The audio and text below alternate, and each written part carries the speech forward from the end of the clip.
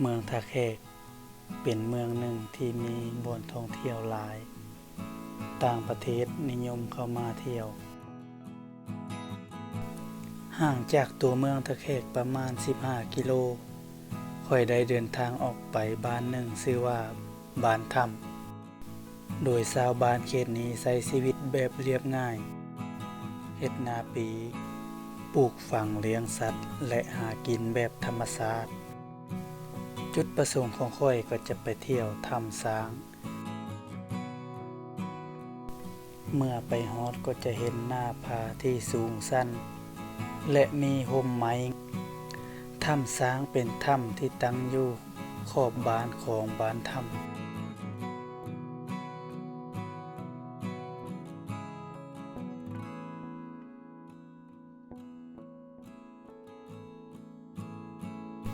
ถ้ำช้างจะตั้งอยู่เขตนอกบ้านของบ้านถ้ำเมื่อฮอดยามฤดูร้อนถ้าเฮาได้มาพักนั่งเย็นแบบนี้ก็จะเฮ็ดให้จิตใจเฮาชื่นบานขึ้นถ้ำช้างได้ชื่อมาจาก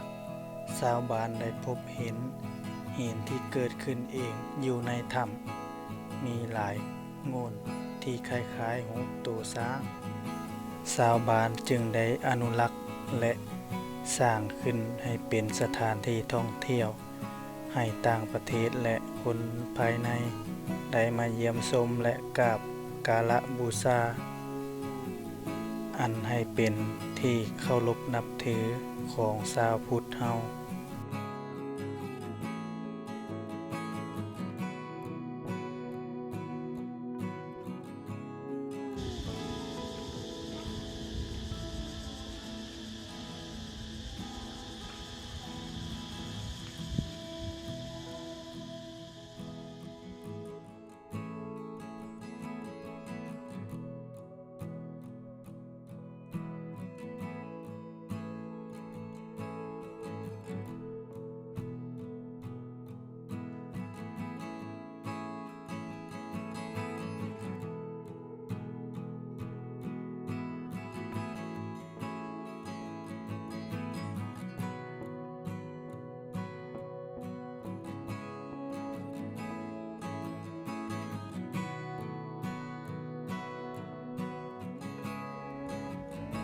อันนี้ก็จะเป็น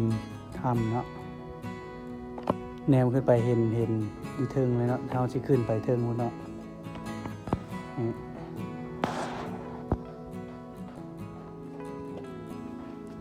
นี่จะเป็นทางขึ้นเบื้องถ้ำเนาะ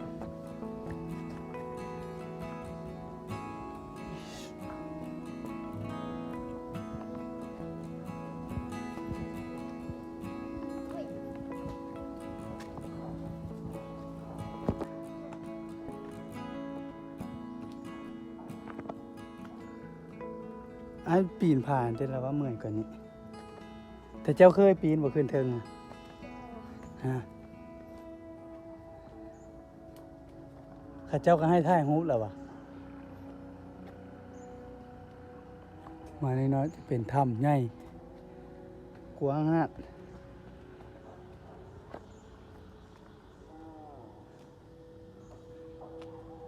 กลางคืนจะมีบิงมีเจียมานอนเนาะมีแล้ววะท่านนี้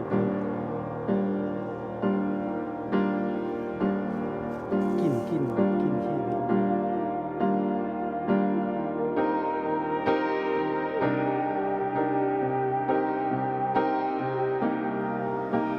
นี่จะเป็นวิวปากถ้ำเนาะ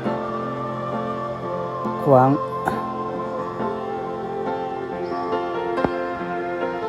จะมีวิวเนาะ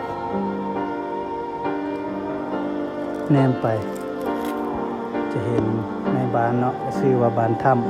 ำเข้าไปนั้นก็เป็นเมืองท่าแขกเนาะเป็นใจกลางเมือง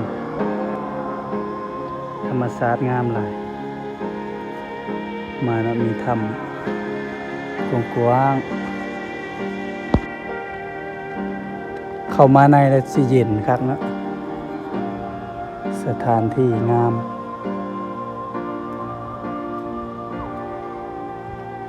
จะมาก็เห็นจะมีรูปปั้นหลายๆองค์ มืดหลายเนาะแถวนี้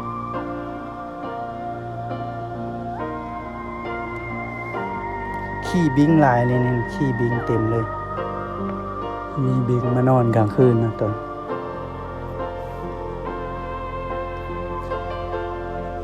มืดเนาะแนวไปถึงบ่เห็นหยังเลยเนาะ